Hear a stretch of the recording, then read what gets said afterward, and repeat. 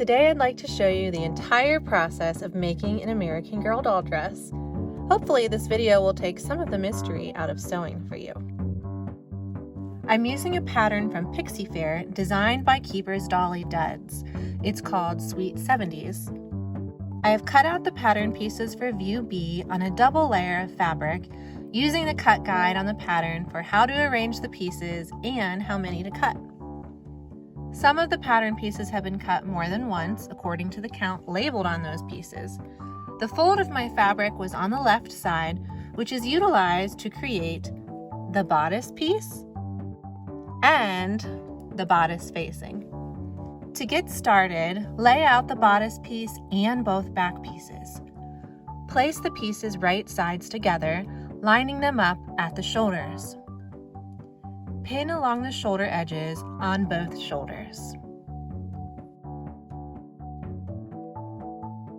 You'll stitch across each shoulder seam 1/4 of an inch from the edge.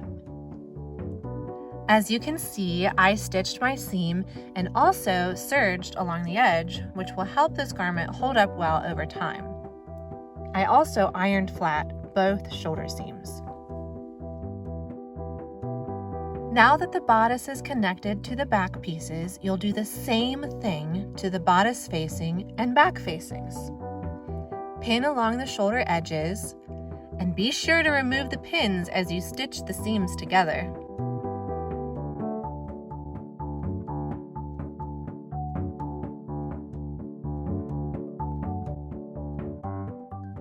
Stitch across the shoulders on both sides, then iron flat your seams.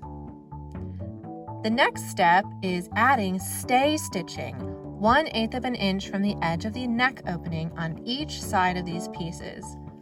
Stay stitching is a wider stitch that helps prevent the fabric from stretching when connecting elements together like a collar to a neckline. Here's how the stay stitching should look when you're done. It must be close to the edge to keep it hidden once the garment is complete. Next, let's work on the collar. I have cut out 4 pieces of fabric here, and if you're using a printed fabric, you'll want to have the right sides facing each other. Pin the pieces together, then stitch along the outside of the collar only. Do not stitch on the inside of the collar pieces. I've stitched along the edges of the collar and clipped the curves to help the shape lay well once the pieces are flipped right side out. So now I'm going to take each side of the collar and flip it right side out. This requires a bit of fiddling and even more fiddling once you're ironing it flat, which will be the next step.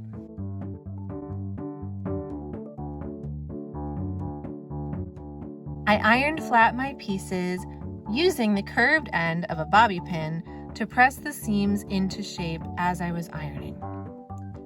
Once they're properly ironed, position the pieces to align the top corners of the collar.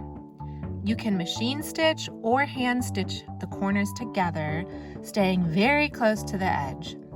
If you want to top stitch the collar, now's the time to do so. Now I'm going to work on the sleeves.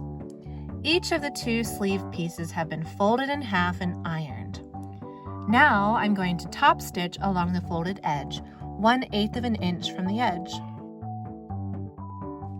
Top stitching the folded edge is optional, but I like the way it looks on cotton. I would skip this step if you're using a finer material like satin though. Now it's time to add the shoulders to the bodice. Place the right sides together and start pinning the pieces together. Most patterns will have notch lines to help you match up the pieces. Attaching the shoulders is my least favorite part of dressmaking and usually requires some adjusting and repinning before I stitch the shoulders into place.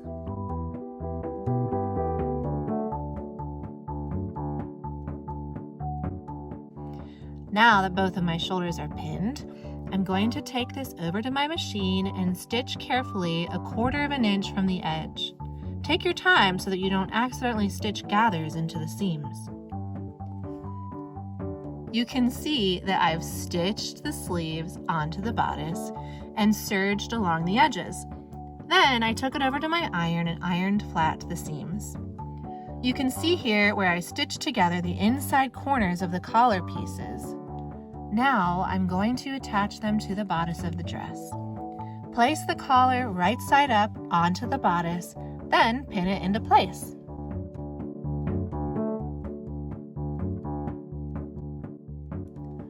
Once the collar is pinned into place, baste stitch it onto the bodice with a wide stitch 1/8 of an inch from the edge of the neckline. After baste stitching, take the facing and lay it right sides together onto the bodice. Then pin it into place.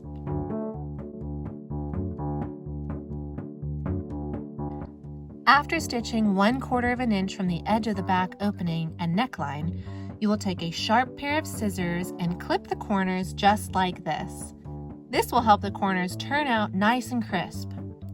Then turn the facings to the underside of the bodice. Then iron flat the seam.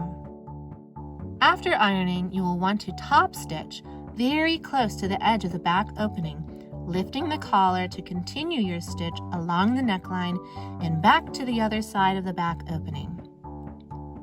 To create the ties for the back of the dress, fold the tie pieces in half and stitch along the edges 1/4 of an inch from the edge. You can use a safety pin to help flip the ties right side out.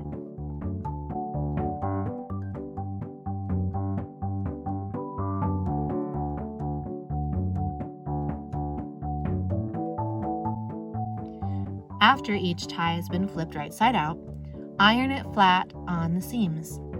Flip one edge of each tie inward and stitch it closed. Using the pattern as a guide, attach the ties to the bodice using pins. Then stitch the ties into place 1/8 of an inch from the edge. After the ties are stitched into place, knot them together to keep them out of the way. Then fold the back onto the front of the bodice and pin along the side seams. After pinning, stitch along each side 1/4 of an inch from the edge. To make the skirt of this drop waist dress, lay out the pieces just like this and pin the edges of each piece together, right sides together. Do this to all of the pieces. I serged the edge of each of my skirt seams and then ironed them flat, and then I also serged along the bottom edge of the skirt. Beginning at the middle front of the dress, I pinned the skirt onto the bodice. The back pieces of the bodice should overlap once you make your way back there. Once the pieces are pinned together, stitch them together 1/4 of an inch from the edge.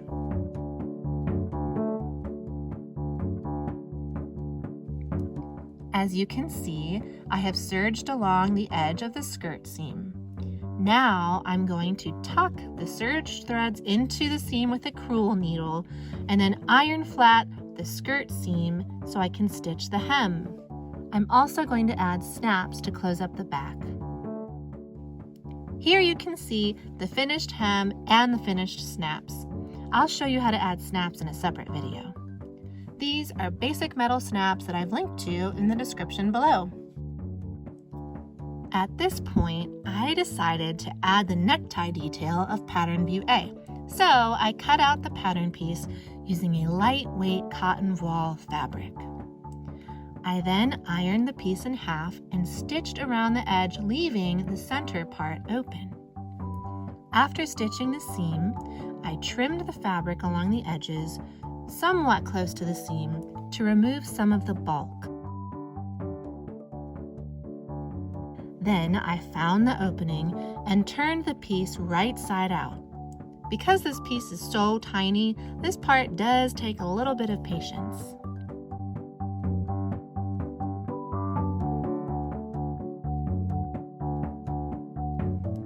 After it's turned right side out, iron it flat at the seams, then blind stitch the opening closed.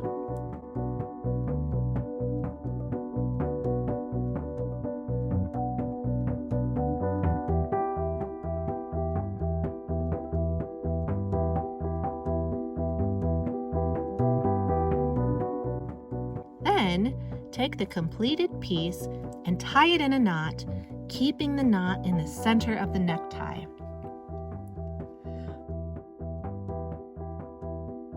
Position the tie in between the two sides of the collar. Flip up the facing of the dress and stitch the necktie into place from the inside of the dress under the facing.